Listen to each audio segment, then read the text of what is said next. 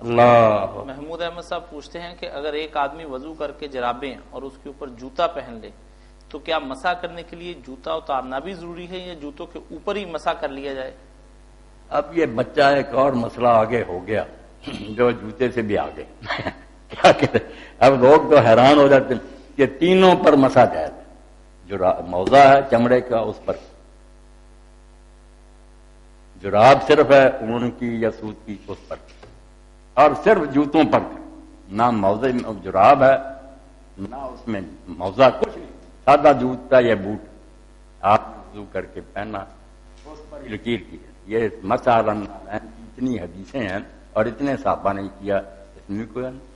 اس لیے جو کہتے ہیں نا شیعہ مسح، ان کو یہ کر لینا چاہیے، جوتے میں ٹھیک ہے وہ خالی پر نہ کرو، جوتوں پر آ۔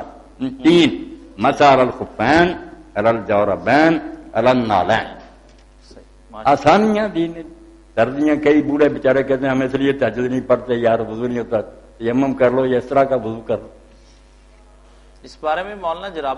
جرابوں کا بہت موٹا ہونا ضروری ہے؟ کوئی موٹا ہونا ضروری، یہ بھی اپنی طرف سے بات گھڑی کہ گائے جو ہے کس قسم کی ہونی چاہیے، جیسے یہودی خواہ مخواہ بات کو لمبے کرتے جانا، پھر جراب لکھا ہو جراب، حضرت ابن عمر جو نے ثبوت کی تھی فرمایا یہ بھی موزے ہی ہیں، وہ چمڑے کے ہیں یہ کپڑے کے ہیں، موزے جس سے بھی چھپایا ہوا پاؤں وہ ایک ہی حکم ہے اس کا۔ ان سارے سنیوں کو چاہیے کہ یا تو شیعوں کی بات مانے کہ موزوں پر بھی مسح نہیں کرنا، ننگا پاؤں جو ہے اس پر مسح کرو، وہ کہتے ہیں قرآن کہتا ہے ہر جو، یا تو اس پر آئیں معقول بات، یا مسح مان گئے حدیثوں کی وجہ سے تو پھر مسح میں کوئی فرق نہیں، نہ کپڑے کا نہ چمڑے کا نہ جوتے، تینوں کا ذکر آیا، موزوں پر بھی کیا، جرابوں پر بھی کیا، صرف جوتیوں پر بھی کیا۔ علامہ البانی صاحب نے تو بیٹا اس زمانے میں کسر ہی نہیں چھوڑی، وہ جوتیوں والا ہی انہوں نے نکالو اس میں کوئی خامی۔